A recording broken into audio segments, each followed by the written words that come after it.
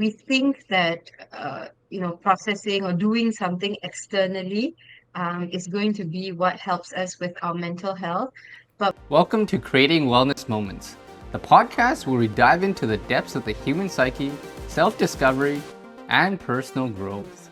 I'm Calvin Wong, your host and fellow explorer on this journey towards mental well-being.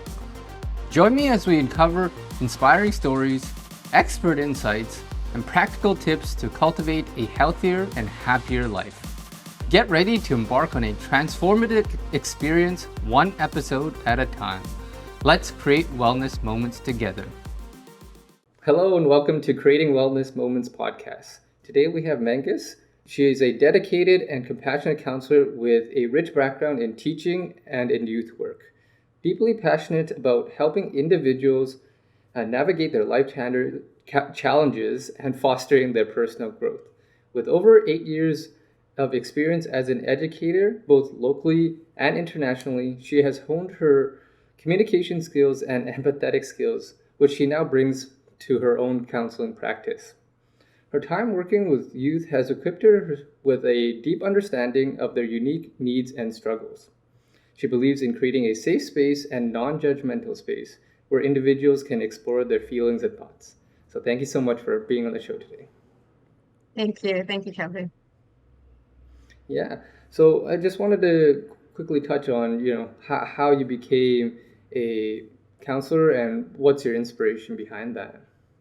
Yeah, well, this new journey for me is really a mid-career switch, and it came at a good time in my life. I feel after having worked with children and many people over the years, I realized that there's a skill that I had, and sometimes you notice people just come to you and ask you, they have a conversation with you, and they feel.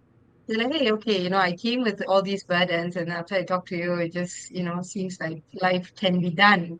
And that experience kept happening to me over and over again. And at one point, as I was doing my usual administrative work and sitting in front of the laptop, I realized, hey, um, why am I not utilizing or developing and honing the skill of that seems to be, coming to me naturally. And that's when I started pursuing my master's in counseling. And it has been quite a journey because you think that, oh, people come to you with their problems and you help to solve them. Therefore, you're a great counselor. And then you go study counseling and you actually start doing it. And then you realize, hey, not really. You're not solving anyone's problem. That's making it worse. So it's been quite a journey, I would say. Yeah. And I'm very excited to be on this new path working with many individuals now. Yeah, that's very great to hear. And would you work with more youth, or is there just anyone who needs some help? Yeah, a lot of my training and my current clientele are are they either teenagers or young adults. And I have worked with adults mainly, but my specialty is still, between the ages of 12 to 25. Okay, I see. Is there a specific reason why you decided to choose that age group? Um, well, I would say it's partly providence and partly a plan. To be honest, like I said, I used to be an educator. I'm very comfortable working with young adults and children. And it's just so happened that in my early training, when I was, becoming a counselor, a lot of the work I did was with youth and youth organizations. And from there, the clients who continued with me also happened to be in that age. So I feel that it's really a providence that I'm Hmm. working with them. I see. It's almost like a happy accident. Yeah, it's a happy accident, exactly. Yeah. So in terms of approaching the stigma around mental health, um, how do you kind of take that into account in your practice and be aware and help your clients be comfortable with the stigma behind it? Yeah. I think, in this day and age, thanks to social media and thanks to the exposure of mental health and all the resources that are available, I feel that it's a lot easier to work with the stigma, especially when we're dealing with the younger generation. It's no longer taboo to seek counseling or seek help, and there are lots of platforms available now where people can reach out anonymously, or not have to inform the whole world, that they're seeing a therapist in a way, for them to feel comfortable about it. So I don't really encounter much of a resistance in that respect. However, I do agree that, it's still quite a challenge to openly talk about seeking therapy in the work environment, for example, or even among family members, because there's a generation gap in terms of, what's acceptable, and there are some people who still connect therapy to, oh, I've got I'm mental, and there's that that black and white definition of it, that's still a challenge, um, that there's always going to be a work in progress. But I do see, on the ground, that things are changing and they are improving for the better. And the younger generation usually educate their parents or their grandparents, in fact, and tell them, hey, there's nothing wrong with what I'm doing. I'm actually helping myself. So that's a good movement, I feel. Yeah, definitely. I would say I could relate to that, where you start telling your parents about mental health and teaching them that, this is something that will allow us to benefit in terms of our well-being, overall health, and even productivity. Yes, exactly, exactly. Yeah. Yeah. So now that you've been working for a while, I'm sure there's a few success stories that really touch your heart and say, what I'm doing now is really the right direction. Can you share some of those to me? Sure, definitely. I mean, there are many experiences. I think being a counselor it's a two-way growth process, I would say. A lot of the times, whatever they are going through, sometimes I have experiences where, hey, look, I can take that advice too, like, and it just comes in the flow of conversations. And there are lots of moments where even I experience goosebumps, not because I'm helping another individual, but when they themselves come to a conclusion, or they themselves see an opening for themselves, it's just so inspiring that I'm sometimes just speechless at the progress that people make, just with their own commitment to finding themselves or finding a way out of it. So let me be a bit specific. So there was one instance where I had a client who constantly struggled with her self-esteem and her, her view of life, and everything seemed to be a criticism. And in the course of our conversation, she brought up uh, the desire to be free of that. Like she says, I wish I can just be at peace. I don't want to experience this anymore. And I just had a conversation with her about what that would look like, and how would she react to the situations that she reacts to naturally. And her response was, I'll just not be impacted by it. And I said, okay, that's nice, just go ahead, do that. And in the middle of the week, she messages me and she's like, you know what? I just need to tell you something today. Like, someone just criticized my work, and I was completely not affected by it because I knew that, that person doesn't define what I'm doing. And I'm so happy that it's the first time in my life I experienced that, not being affected by someone else's criticism. And I said, wow. And that was a goosebump moment for me because, this is what the work is all about, where I didn't, honestly, as a counselor, I don't make the change happen. It is the individual who comes seeking that support, makes that change happen. And when that, I just become a witness to that. It's quite miraculous, to be honest. Yeah, that's really beautiful. And it sounds like just fostering these conversations just opens up new experiences not only for you but also for the clients, which ultimately you're almost leading them to find the place where they're able to help themselves. Is that correct? Yeah, and I don't even see it as I'm leading them. I see it as a privilege that they have sought my help, and trusted me with their space, to give them that space rather to be on that journey. So it's really a privilege. It's difficult, but the journey is never smooth. But the trust that my clients give me is something that I really appreciate. Yeah, that's really nice. And just is there anything that you do on your own personal time to make sure that your mental wellness or mental health is in check? Yeah, I mean, that's always the classic question that all counselors get, right? Yes, do therapists get therapy? Our the industry itself right now is it's growing and becoming more structured. So we do have a pool of supervisors that we seek support from, especially if we're doing it freelance. So we do get trained in that respect. And in terms of my own mental wellness, I like to travel and I also write a lot. So I do practice journaling and writing out some of my emotions and learning to process them. Because a lot of the times I find that when I process my emotions healthily, I'm able to work through that process with the clients as well. So the more work I do on myself, it somehow or other it impacts the work that I do as well.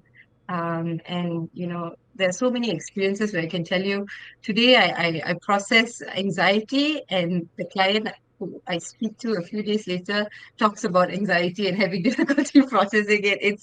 It's so crazily, linked that you just wonder, oh my God, what's happening?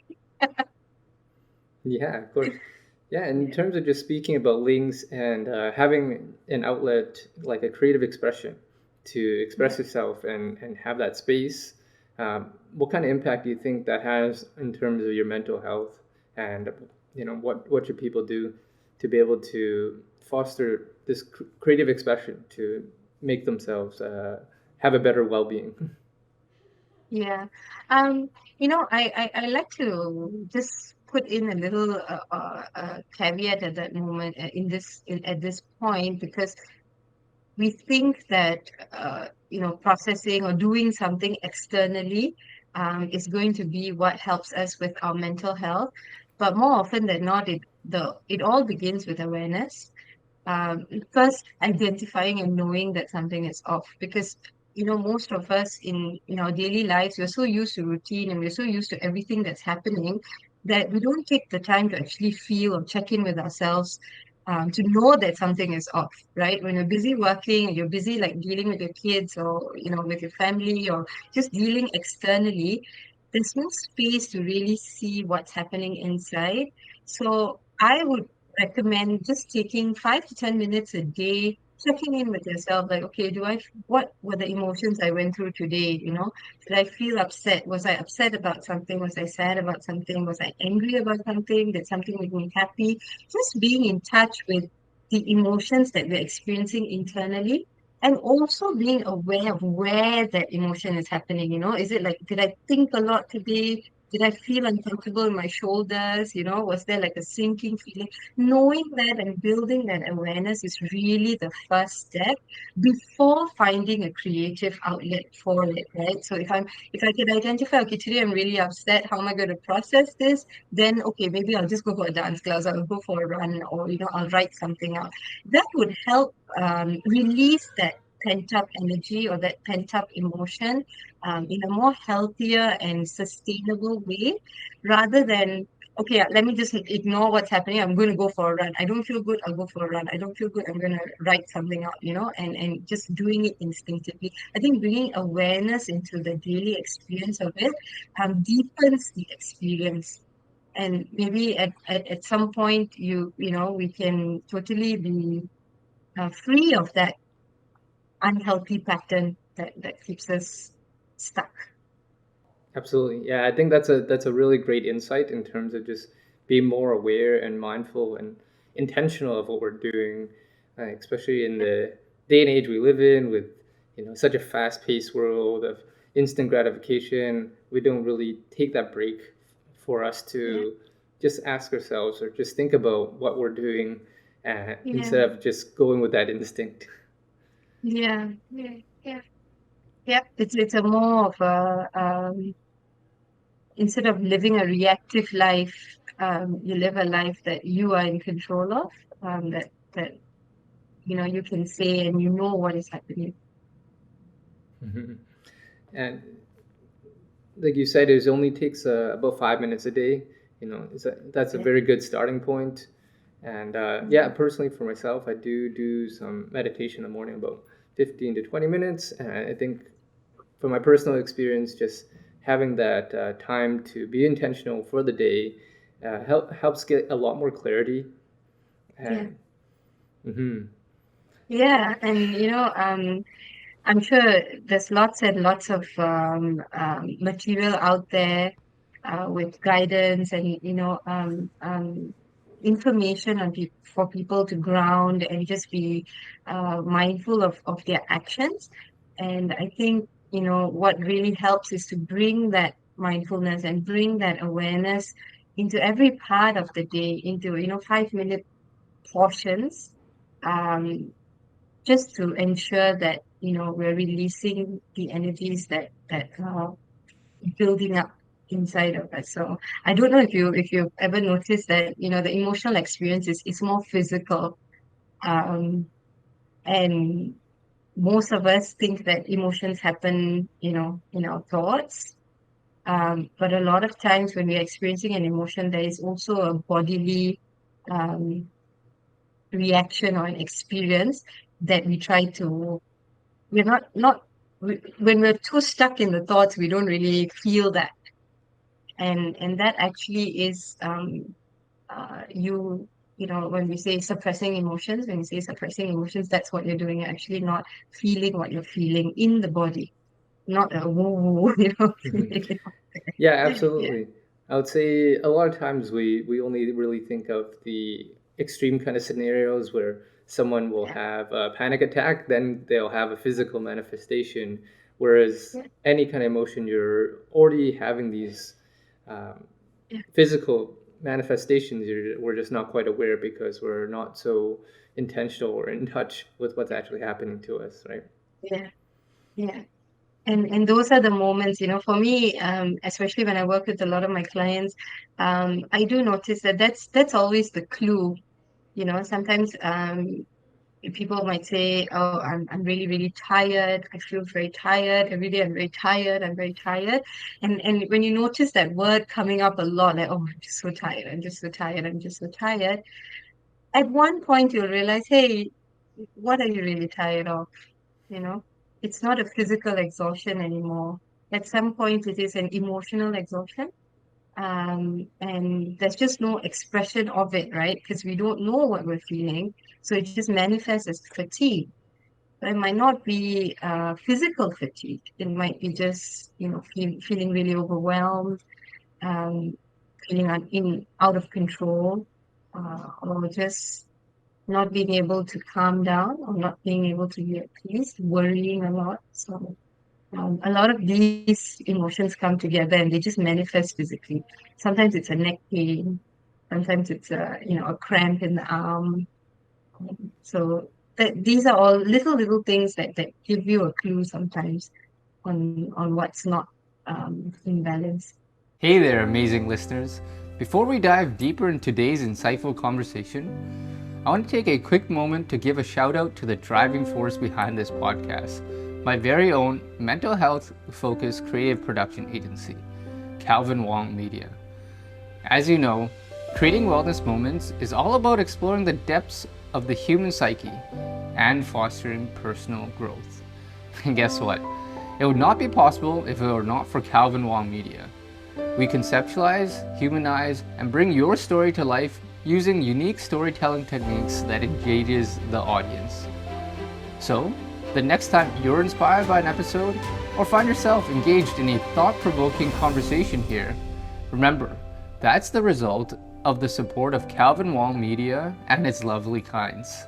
If you're looking to amplify your message, tell your story with authenticity, and connect with your audience on a deeper level, reach out to us at calvinwongmedia.com.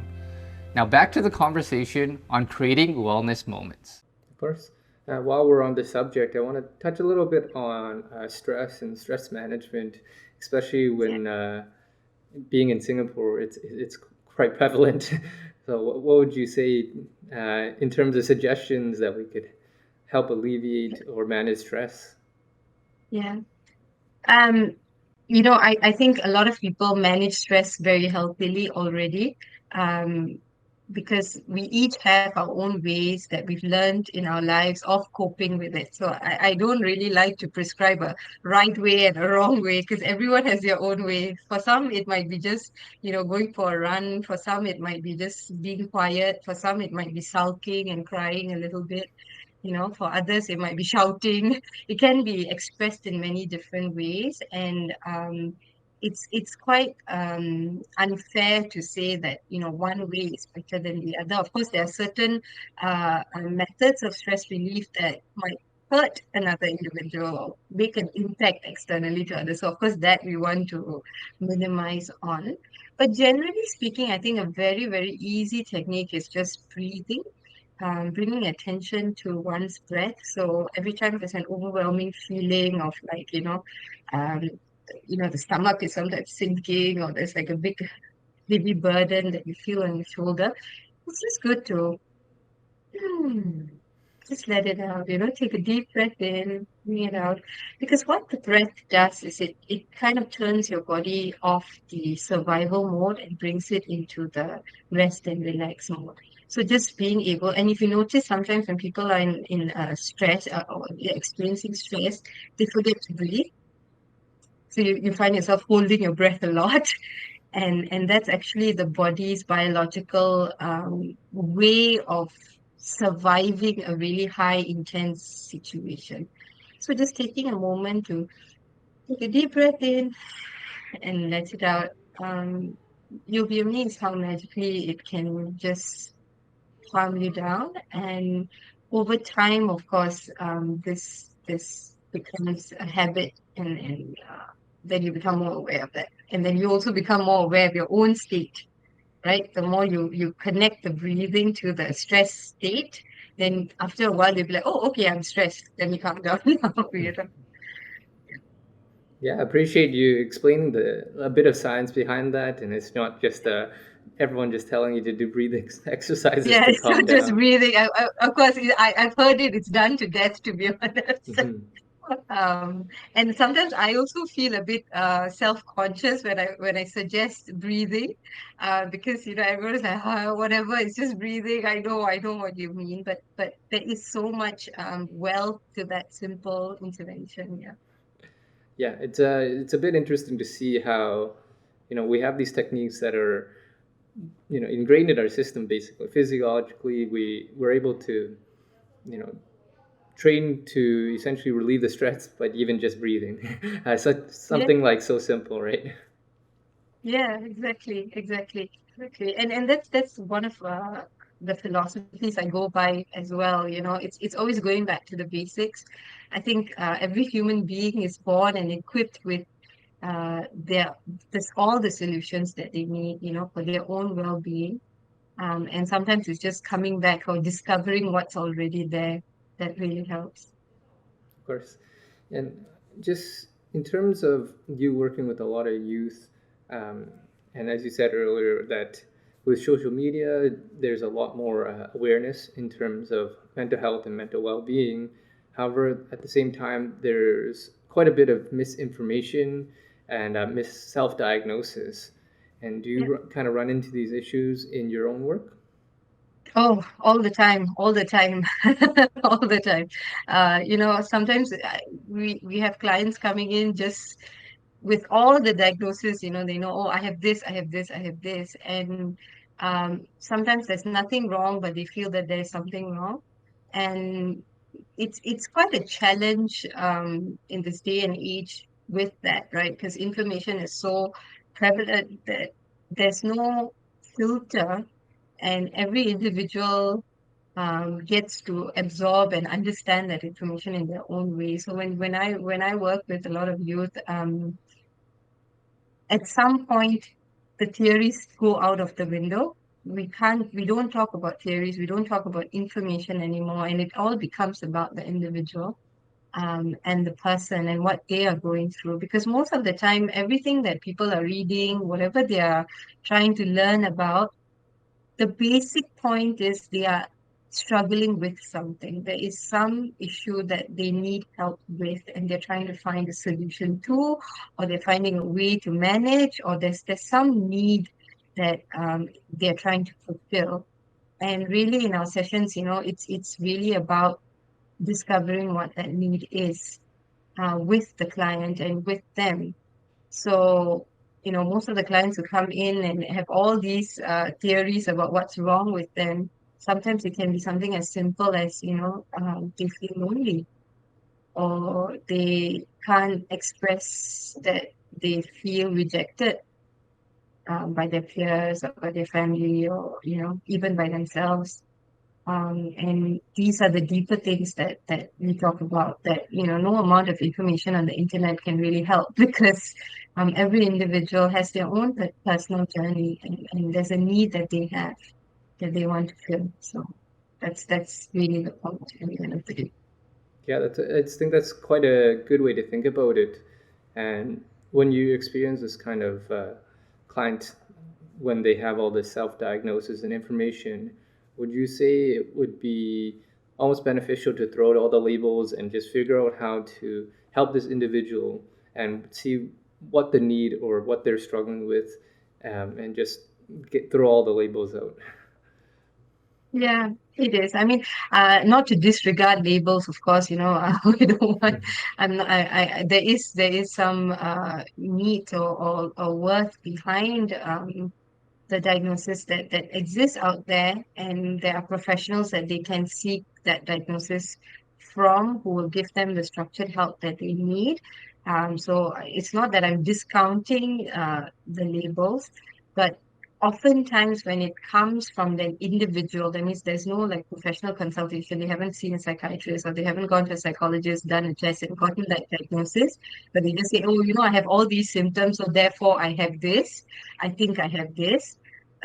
That's the moment where I would really just, take a step back and really assess what's going on there, and ask a few questions. And of course, I'm trained to spot uh, the symptoms and the cycles, so that I can point them in the right direction after that.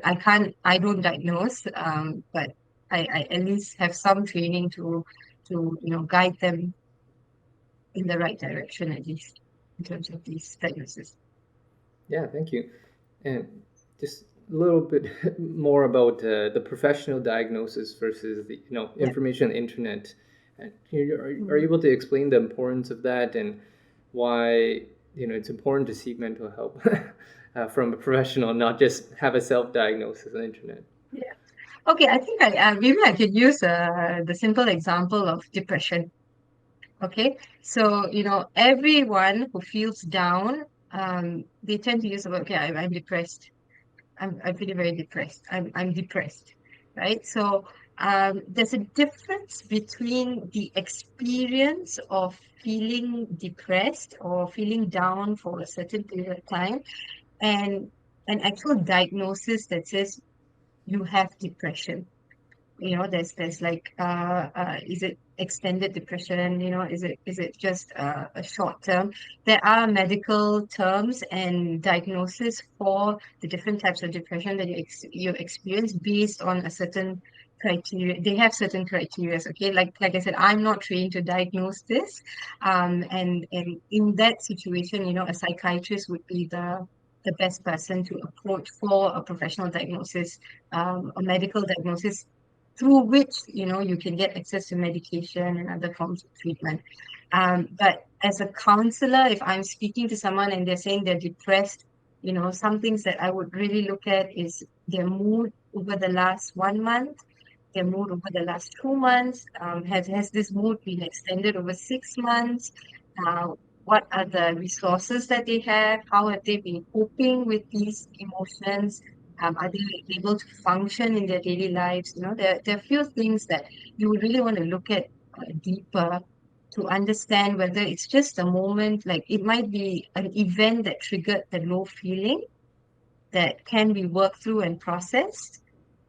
Or if it's more extended and there's a lot to unpack, it could also be a physical issue where the chemicals in the brain are having difficulty balancing out, and that's when I would recommend a referral and send people in that direction. So it's easy to loosely use the word, but that does not mean that everyone who feels depressed has depression.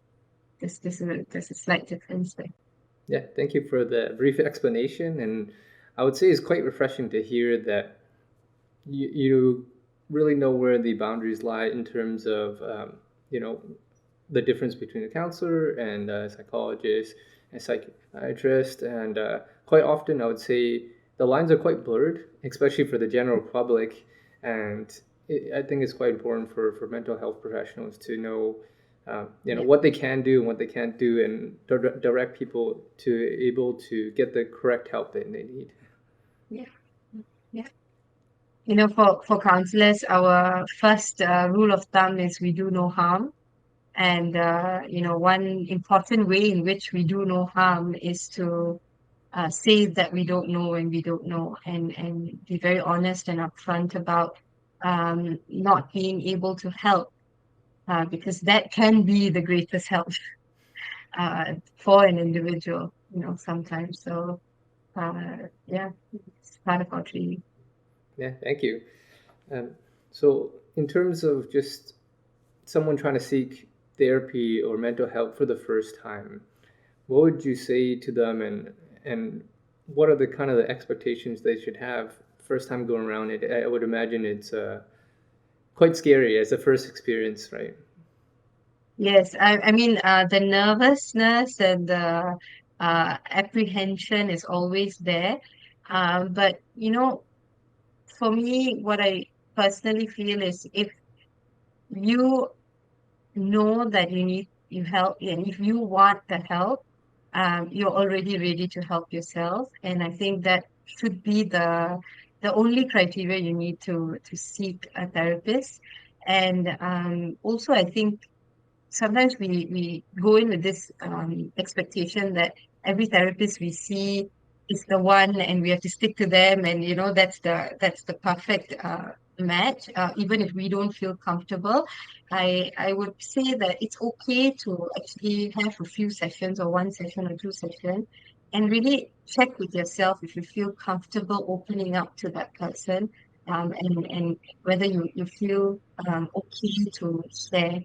If it's a good fit and you feel that you're getting something out of that, then it's perfectly okay to continue the sessions. If there's anything that's coming up for you, because sometimes it's possible that a person reminds you of someone in your life, right? So you might go into a session and you're like, "Oh, I don't know, I feel judged by this person," right? And on the other end, the counselor, the therapist might not be judging you, but there's always this sense. And sometimes these are important points to be aware of and to share it. You can tell the counselor, I feel really judged when I'm saying this. I don't know why. And having that conversation and being open, even in the first few sessions, really will help you build a deeper connection with the therapist. And that really helps to bring out a lot of things that you never even knew were there. So it can be nerve-wracking, but I think if anyone has the desire that they want to seek help, that desire in itself is an indication of their readiness to do it. Even though it might be frightening, I think counselors always are trained to provide a safe space. So, you know, Yeah, invest in that space for yourself. of course. Other than having the proper qualifications and seeking the correct mental health professional for the problem that they might have, what would Mm. you say? How would they kind of make a checklist for themselves to see if this might be a right fit even before going to the first session, if that's possible? I think that's really setting the standard a bit. Might not be that, we're moving into the space of perfectionism in that sense, because I think there is no right or wrong. There is no real checklist. I think people who are seeking therapy would, either know about the therapist through their friends, their family, or they would have found it online, or they would have approached an organization. So that basic form of research would have already been done. And I think the individual has everyone is different, so there is no. I refuse to give any formula or checklist or program, simply because we as individuals are so unique, and our issues and the difficulties we're going through are so personal that um, just seeking that help and being in that session and speaking what you seek support for will be what tells you whether you're in the right place or not. And sometimes if clients are not ready, the client, like if I was a client, I go into session and I'm talking about it and it's just too overwhelming for me and I don't want to actually work through this, I would remove myself automatically, right? So it's so um, natural in that sense that that's really the experience of it. So, you know.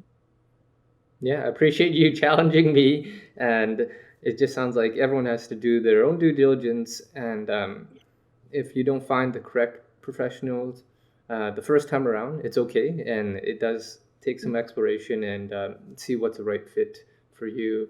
I have also personally faced that in my own personal life. So I know what you're coming from.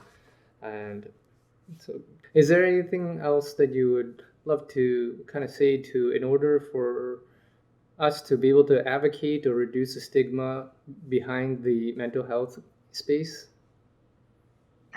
Firstly, Calvin, thank you for this opportunity and this platform for me to just, bear myself and share a lot about what I'm doing. And if there's something I want to say to everyone who's listening, is it's really that, therapy or seeking help is something that is natural. We as human beings are designed to be in a community and to be in spaces that empowering and helpful to us. So there's no such thing as I solve my own problems on my own.